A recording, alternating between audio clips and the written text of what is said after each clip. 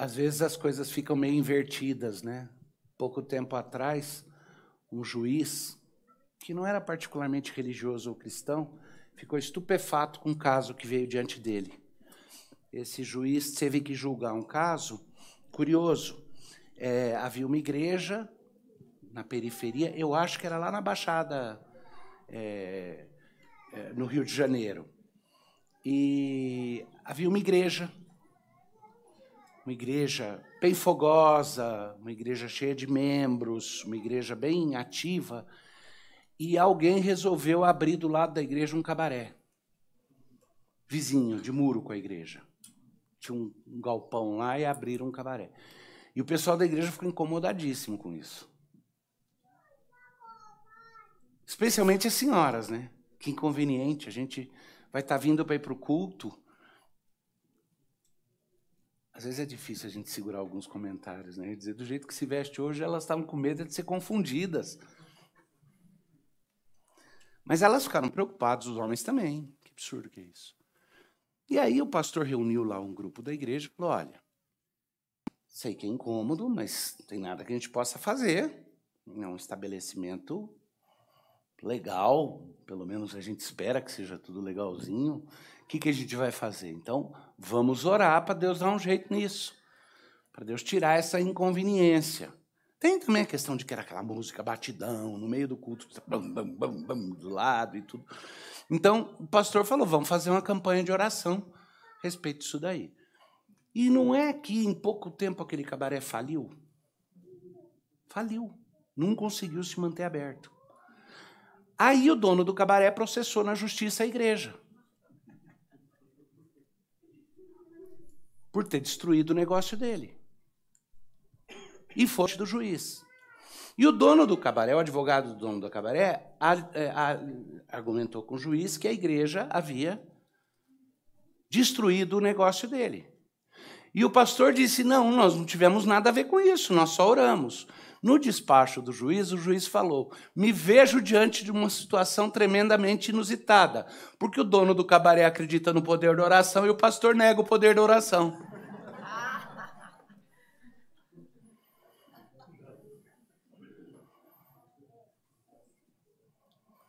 E, honestamente, a gente se mete em encrenca, às vezes, ou porque a gente quer, de alguma forma, alegar a nossa inocência, falando, não, eu só orei, eu não fiz nada.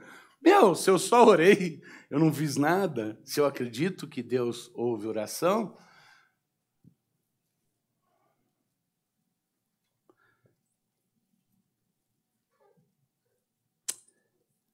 Mas que curioso a história. E Daniel está escrevendo o livro, e ele está narrando uma série de coisas que são muito importantes. Comecei a semana passada falando sobre a posição que Daniel tomou. Hoje eu quero falar sobre Nabucodonosor e Daniel e a ação divina. Porque Nabucodonosor, talvez, em alguns sentidos, estava acreditando mais em Deus do que todos os religiosos e místicos dele, apesar de não ser um amigo de Deus. Nabucodonosor teve a sensação clara que o que ele experimentou no seu sonho e a sua visão o incomodaram profundamente, porque ele disse, isso não vem de homens. Mas o irônico é que o grupo de pessoas que ele tinha, os sábios, magos e caldeus, eram exatamente os homens treinados e contratados pelo reino e cobertos de riqueza, cuja única função era cuidar dos grandes mistérios, interpretar mistérios e conhecer o transcendente. E eu já vi isso daí em tempos modernos. Eu já vi chefe de departamento de teologia de universidade virar e falar, isso é coisa que eu não entendo porque é uma questão mística, é uma questão sobrenatural, e do sobrenatural eu não entendo nada.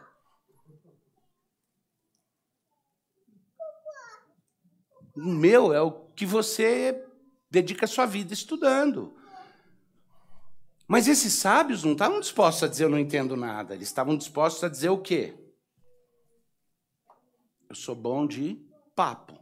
Me fala o sonho e eu dou um jeito de te dizer o que você quer ouvir. Nessa hora, o rei estava acreditando muito mais que eles. Ele disse, não. Se o trabalho de vocês se vocês estão em contato com o transcendente, me fala o sonho e aí eu acredito na interpretação que vocês me derem. Mas eles estavam certos quando eles responderam. Isso que o rei pede não pode ser respondido humanamente. Deixa eu ler com vocês o texto. Abre a sua Bíblia no livro do profeta Daniel, capítulo 2.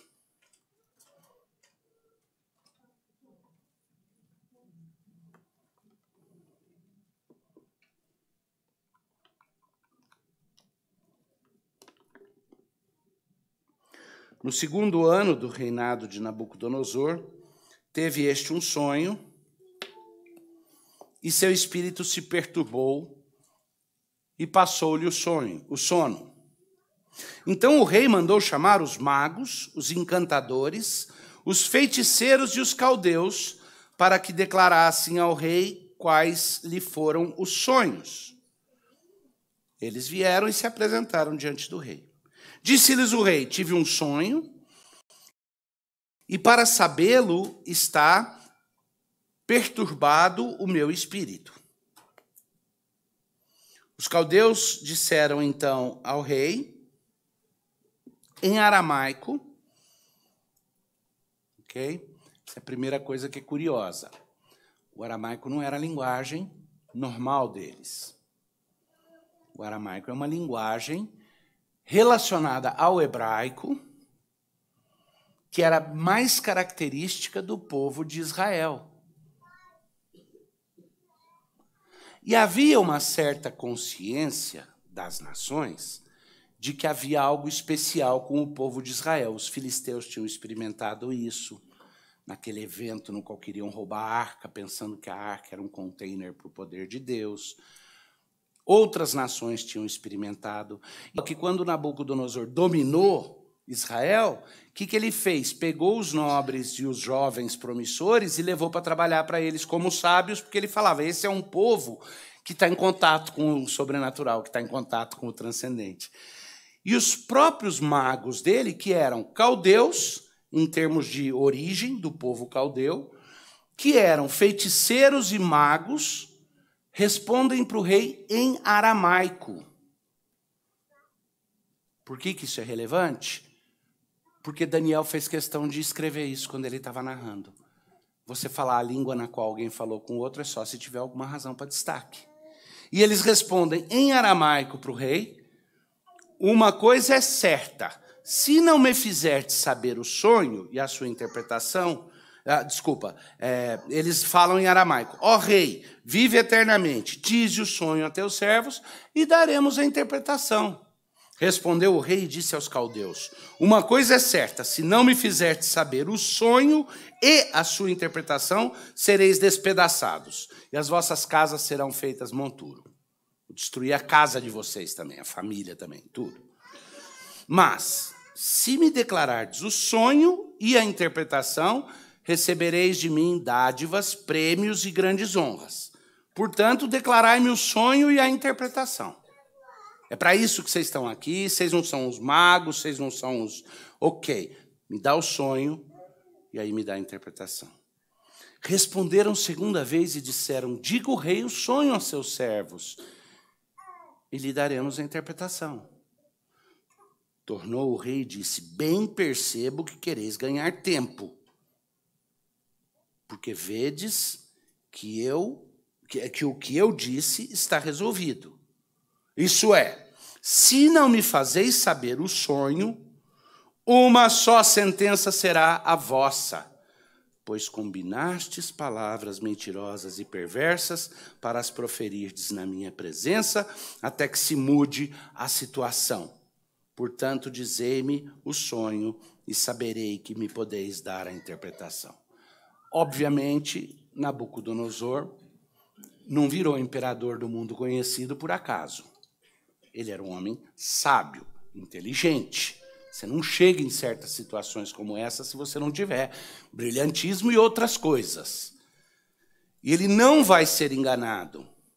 Mas é curioso que Daniel resolve registrar, dizendo, o rei vira e fala, eu sei que vocês estão me dando falsas narrativas, na expectativa de se justificar, ganhar tempo e impedir o julgamento eminente sobre vocês. Eu sei o que vocês estão fazendo. O discurso de vocês é autojustificativo. É um discurso de autopreservação. A narrativa que vocês estão tentando criar narrativas alternativas para escapar do simples fato de que eu sei que eu recebi alguma coisa que veio de fora, que é sobrenatural, e vocês são os experts de sobrenaturalidade, me digam o que foi que eu ouvi de Deus ou dos deuses e o que significa. Se vocês não são capazes disso, vocês são charlatões. E é óbvio que eu, com essa série em Daniel, quero fazer link com várias coisas que nós estamos experimentando hoje. E nós vivemos num mundo de pseudo-sabedoria. A gente tem um nome diferente para isso. A gente não fala que são os caldeus, são os magos. Quem são os nossos magos hoje? Aliás, não são os filósofos da ciência que dizem a tudo que não conseguem entender como ciência, chamam de mágica. A ciência nos parece mágica para quem não conhece. Mas a ciência pode explicar tudo. Pode. Ah, tá bom, pode.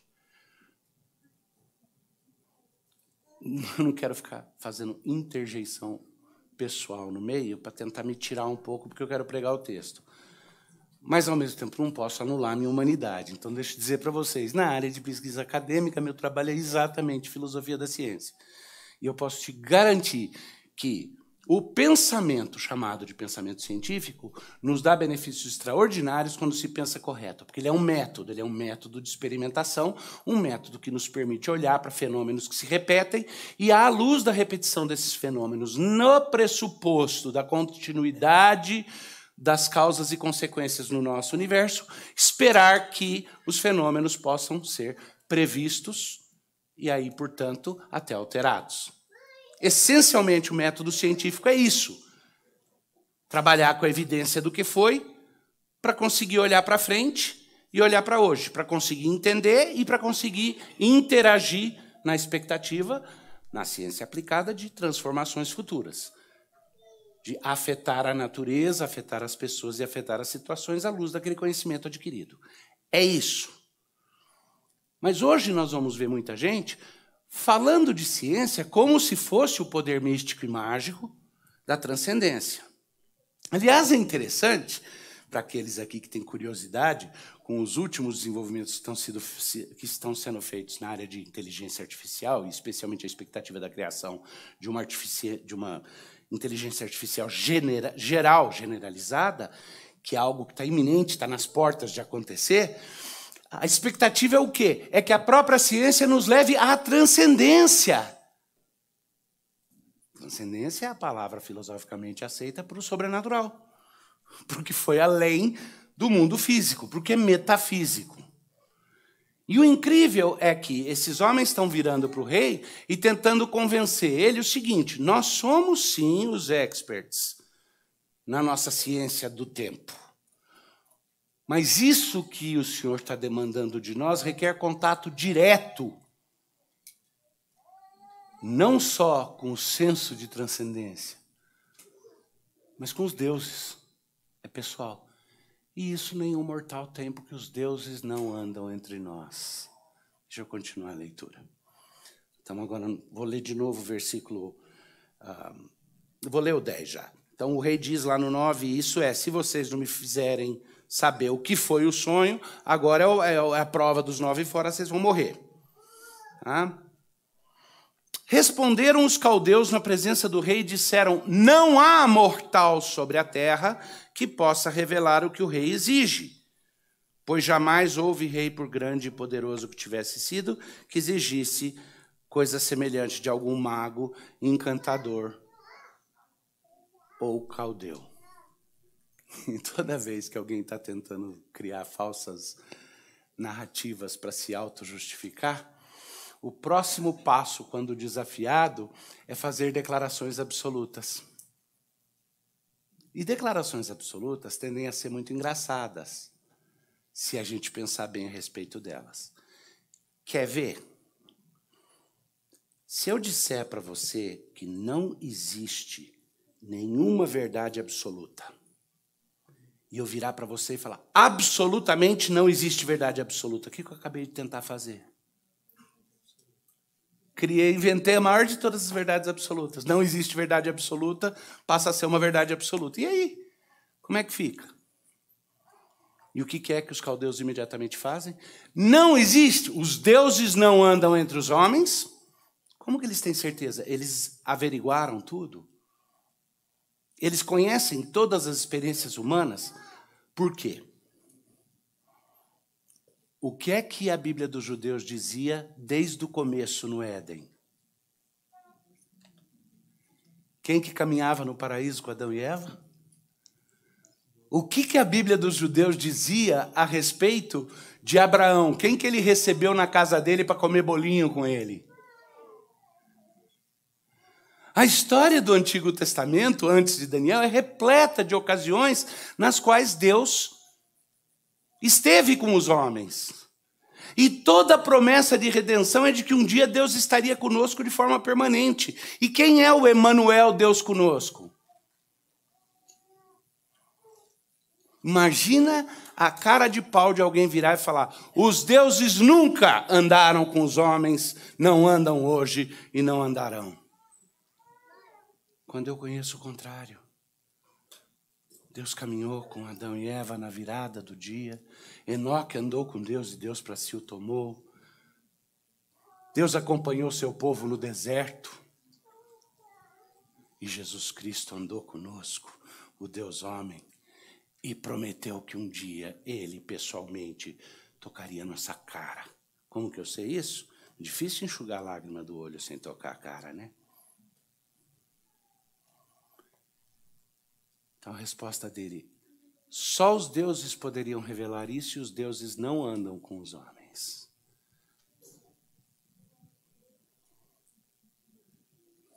E nós vivemos hoje um mundo que vai nos dizer, vai inventar 2000 pseudonarrativas diferentes, mas o que a maioria delas tem em comum é dizer, eu não preciso dos deuses para entender a realidade. O homem é autossuficiente.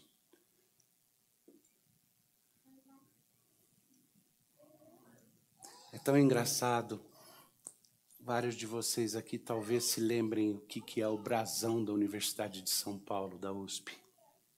Alguém lembra o que está no brasão da USP? Ciência vence, ciência vence. Mas irônico que no brasão mesmo está lá o apóstolo Paulo. E que a Universidade de São, a Universidade de São Paulo. E que quando se fala em ciência, ciência 20 pode querer dizer a ciência vence, pode querer dizer a suposta ciência dos homens. Mas o próprio apóstolo Paulo fala que há uma ciência de Deus que é maior que a dos homens, que o verdadeiro conhecimento vence no final, mas o verdadeiro conhecimento não é abstrato. Quem é que disse eu sou a verdade? O verdadeiro conhecimento tem implicações abstratas, concretas, de todo tipo, mas em última instância ele está enraizado no ponto de contato entre Deus e os homens, que é o Deus encarnado, Jesus Cristo, que disse, em verdade vos digo, eu sou o caminho, a verdade e a vida. Ninguém vem ao Pai, senão por mim. Então os magos, peremptoriamente, com tranquilidade, com certeza, dizem, isso que o senhor está pedindo é impossível, porque só os deuses poderiam, e os deuses não andam com os homens. Declaração absoluta, né? Aí, como se não bastasse, toda vez que alguém faz uma declaração absoluta, e aí, desculpa de novo, é o Davi se metendo no meio, não quero entrar numa discussão sobre isso, mas por exemplo, está aprovado, máscara salva-vidas. Declaração é absoluta. Não estou nem discutindo se salva ou não, estou falando, está aprovado, é desse jeito, é tão absoluto assim. Porque na minha experiência como filósofo da ciência, de forma explícita, não apenas implícita, eu ouço até o grande positivista Popper dizer a sua milésima experiência pode desprovar as 999 anteriores. E alguém brilhante como Hume, não necessariamente um cristão, dizer assim, é pela fé que eu projeto que eu presumo a continuidade dos fenômenos, porque eu não tenho base empírica para ter certeza que os fenômenos vão continuar se repetindo do jeito que são. A dúvida, a incerteza é parte da boa investigação científica. Quando pessoas começam a fazer declarações absolutas, orelha em pé. Tem outra coisa aqui acontecendo. Alguma outra motivação. Então, como se não bastasse, declaração absoluta. Os deuses não andam com os homens. Isso não acontece. Qual que é a próxima declaração? E nunca nenhum rei exigiu o que o senhor está exigindo. Agora, Daniel é um cara culto, certo? É ele que está escrevendo. O Espírito está guiando ele, mas é ele que está escrevendo. Eu não sei se vocês pegaram a ironia disso daí, mas as crianças aqui na frente quase que chegaram na ironia disso daí. É verdade que nenhum rei nunca exigiu isso dos seus magos? Eles fizeram a declaração, não foi? Nunca houve um rei que exigiu. Mas nós ouvimos da boca de uma criança. José no Egito, o sonho das vacas. E o que José no Egito falou para os magos? Me diz o sonho e a interpretação para eu ter certeza. Então, um outro imperador mundial, o faraó, quase 1 milhar de anos antes, pediu o quê? Exatamente a mesma coisa. Vocês acham que Daniel botou por acidente?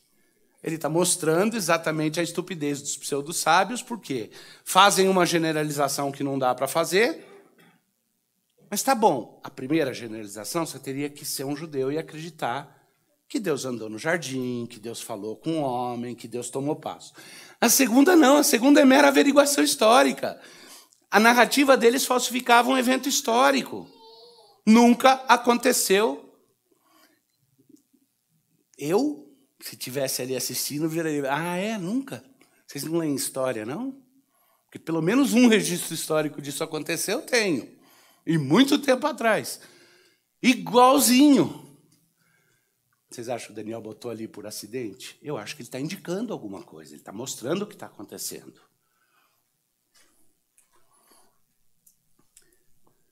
A coisa que o rei exige é difícil e ninguém há que possa revelar diante do rei, senão os deuses, e estes não moram com os homens. Então o rei muito se irou e enfureceu e ordenou que matassem a todos os sábios da Babilônia. Saiu o decreto segundo o qual deveriam ser mortos os sábios e buscaram a Daniel e seus companheiros para que fossem mortos. Então Daniel falou avisada e prudentemente a Arioque, chefe da guarda do rei, que tinha saído para matar os sábios da Babilônia. E disse a Arioque, encarregado do rei, por que é tão severo o mandato do rei? Então Arioque explicou o caso a Daniel. Pergunta honesta, me explica por que o rei está tão furioso. Já teve outras vezes que os magos não conseguiam. Por que ele está tão furioso, quer matar todos? O que está acontecendo aqui? E eu imagino que, se você quer ter uma interpretação anacronística da história, quem é do passado é burro, aí é complicado. Mas se você imagina que nós estamos falando de gente que administrava propriedades e processos globais, e quando Daniel pergunta, Arioque explica, o rei está furioso, porque não se trata meramente de um capricho dele, mas aqueles que deveriam trazer as respostas exatamente nesse campo estão criando falsas narrativas e inventando lorotas para tentar se safar e não tem nem honestidade para simplesmente confessar sua incapacidade. E o rei, por isso, está furioso e quer acabar com essa laia toda e, infelizmente, vocês fazem parte dessa laia. E Daniel, ouvindo isso, pondera e diz a Arioque, me leva para falar com o rei. Foi Daniel ter com o rei, ele pediu, designasse o tempo e ele revelaria ao rei a interpretação. Uma das coisas que você vai notar é que Daniel é cuidadoso com as palavras que ele usa. Nós estamos lendo uma tradução em português. mas temos condições de verificar aonde as palavras escolhidas para a tradução são incidentais ou onde elas representam os conceitos que o próprio texto realça. E aqui é um realce do próprio texto, de que quando Daniel vai falar com o rei, ele pede ao rei que designe o tempo que ele vai dar para ele. Daniel não pede um prazo.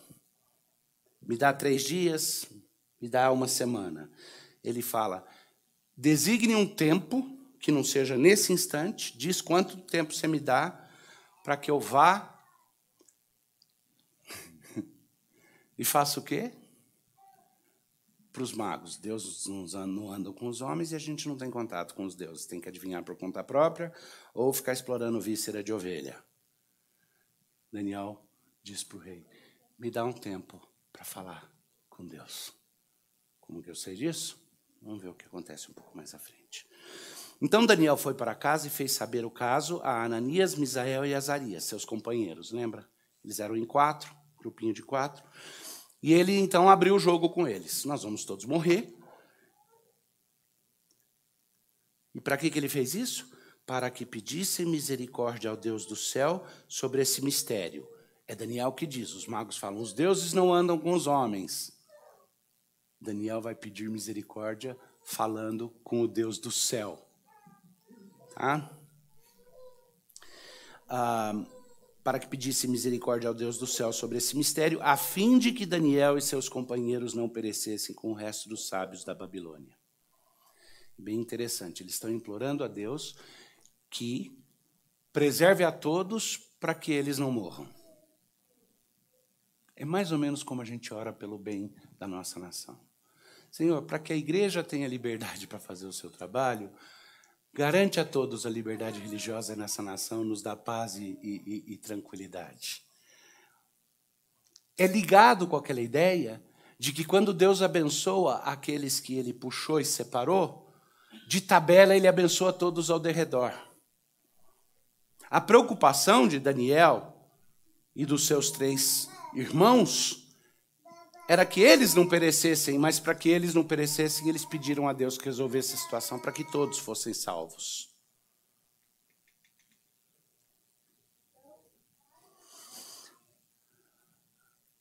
Então foi revelado o mistério a Daniel numa visão de noite. E Daniel bendisse o Deus do céu. Disse Daniel, seja bendito o nome de Deus de eternidade a eternidade, porque dele é a sabedoria e o poder.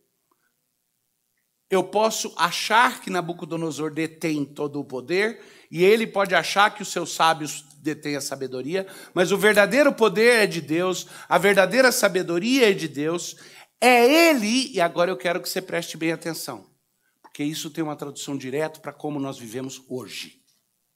Tá? Para os dias que nós experimentamos hoje. É ele quem muda o tempo e as estações. Remove reis e estabelece reis. Ele dá sabedoria aos sábios e entendimento aos inteligentes. Ele revela o profundo e o escondido. Conhece o que está em trevas e com ele mora a luz, que a tudo clareia. A ti, ó Deus de meus pais, eu te rendo graças e te louvo, porque me deste sabedoria e poder. E agora me fizeste saber o que te pedimos, porque nos fizeste saber esse caso do rei. Daniel vai falar com Deus, porque Deus fala assim com suas criaturas. Porque Deus está perto daqueles que o buscam. E ao receber de Deus a solução do enigma, imediatamente Daniel reconhece. Não é Nabucodonosor, é o Senhor. Não sou eu, é o Senhor. Tudo é por tua causa. O Senhor estabelece os tempos, levanta os reis e derruba os reis. Não importa o que você pense da pessoa que hoje ocupa a liderança do nosso executivo no Brasil. Para a disciplina ou para a paz, foi Deus que levantou. E Deus derruba a hora que quiser. Só para pegar um exemplo extremo. O resto é fácil entender, né? E Daniel precisava ter essa tranquilidade. Precisava ter essa paz. Porque só essa certeza e confiança que nos permite submeter onde pode, mas o que vai acontecer na frente, quando Daniel... Já aconteceu no capítulo anterior, quando Daniel disse, isso não, e vai acontecer na frente, quando Daniel diz, não vou parar de orar, quando os colegas de Daniel e Daniel dizem, não vamos nos dobrar diante da estátua, todo o non-compliance que vai acontecer daqui para frente, acontece porque Daniel tem uma certeza. Deus estabelece os tempos, as autoridades e conduz as coisas. E o correlato disso é, não há ninguém aqui que não tenha recebido de Deus o que recebeu, se foi verdadeiro.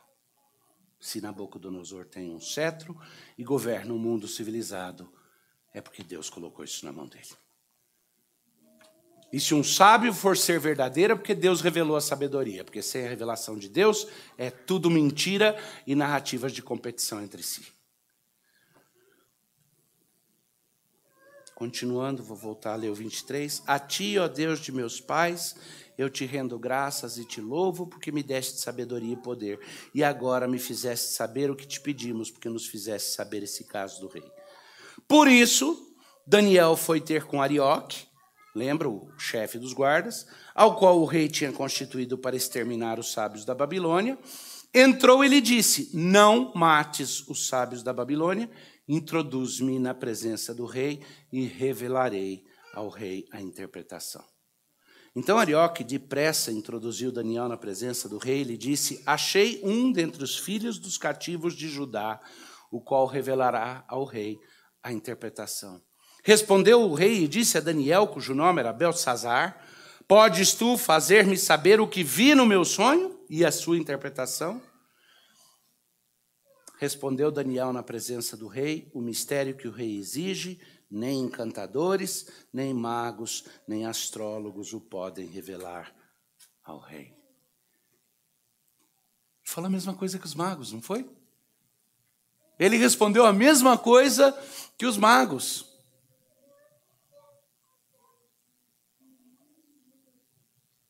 Ele não veio com... Ele falou a mesma coisa que eles. Eles estavam certos. Mas há um Deus no céu, o qual revela os mistérios, pois fez saber ao rei Nabucodonosor o que há de ser nos últimos dias. O teu sonho e as visões da tua cabeça, quando estavas no teu leito, são estas. Estando tu, ó rei, no teu leito, surgiram-te pensamentos a respeito do que há de ser depois disso. Aquele, pois, que revela mistérios, te revelou o que há de ser. E a mim me foi revelado este mistério, não porque haja em mim mais sabedoria do que em todos os viventes, mas para que a interpretação se fizesse saber ao rei e para que entendesse as cogitações da tua mente. Ei, não mate os magos. Por mais que eles estivessem tentando criar narrativas alternativas para escapar do fato difícil de que eles não sabem, de que humanamente é impossível, eles não estão errados na premissa. Humanamente é impossível. Isso não vem por magia, não vem por adivinhação, não é por aí. Nisso eles estavam certos. Mas há um Deus nos céus. E eles disseram que os deuses não andam entre os homens. Mas os deuses falam, o Deus fala com os homens. E se revela como o Deus do céu. E ele, de forma muito específica, te revelou o que revelou por uma razão específica, e me revelou o que ele te revelou, e a razão pela qual te revelou de forma muito específica. Daniel foi orar pedindo a Deus que desse um caminho de salvação para que eles não morressem junto com os outros sábios. Mas o que Deus revelou para ele é que ele tinha que chegar para esse rei e falar: o que Deus fez com o seu sonho tem razão, tem propósito. O Deus que conhece os tempos, o Deus que levanta reis e destrói reis, por alguma razão, te julgou digno de saber o que virá no futuro, porque o seu coração estava angustiado, sendo imperador de toda essa terra, de todas as nações, tendo todas as nações pagando tributo. Está lá em Bagdá. Ele estava lá, né? Em Bagdá, Babilônia. O Senhor foi deitar, rei, e começou a pensar o que vem pela frente. Talvez alguns de vocês sejam amantes de história, gostem de ler história. Quando o Império Grego dominou o mundo inteiro, quem foi o grande imperador do mundo inteiro, que em nome do Império Grego, isso vai ser para pregação subsequente minha, não hoje. Mas quem foi, como que chamava o cara? Alexandre. O que Alexandre fez quando terminou de vencer o último povo que ele precisava subjugar? O que a nossa lenda, mitologia, mas tem alguma base histórica, tem alguns historiadores que registram, a gente não sabe como fantasiado, mas o que Alexandre fez quando ele terminou de dominar o mundo? Alguém lembra? Poxa, mas vocês nunca usaram a expressão para falar com os outros? Eu já vi meu pai virar para mim e falar: para com isso, Davi, você está parecendo Alexandre chorando na tenda. Porque quando Alexandre descobriu que tinha dominado o último povo que ele precisava, ele sentou em sua tenda e chorou, porque não tinha mais nenhum desafio pela frente. Não tinha mais nada de novo para fazer. Então, quando a gente quer pinicar alguém que está chorando de boca cheia, a gente fala: você está que nem Alexandre chorando na tenda. Chorando porque teve essa vitória imensa.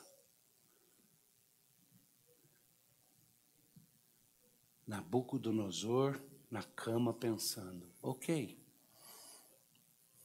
o que mais que eu vou fazer? Qualquer prazer egoísta ele tinha todos, né? Prazeres, riquezas, tinha tudo. Poder, autoridade. Absoluto. Aliás, na cabeça dessas pessoas era muito difícil distingui-los de Deus. Provavelmente os outros tratavam Nabucodonosor como se ele fosse um deus. Aliás, pelo que a gente lê da história da época, havia assim uma deferência quase que divina. E mais para frente outros imperadores vão dizer: eu sou Deus. O próprio Nabucodonosor vai se postar como Deus. Agora imagine, ele se sente um Deus, ele deita na sua cama e ele contempla duas coisas. Uma, ele vai morrer. Que porcaria de Deus é esse que vai morrer? E dois, o que ele vai deixar? O que tem de novo? O que vai acontecer pela frente? E no meio dessa crise existencial, Daniel diz para ele: Deus resolveu falar com você. Deus teve misericórdia de você e resolveu te mostrar que Ele é o Deus e que Ele determina o que virá. E Ele resolveu te dar um pequeno vislumbre do que virá.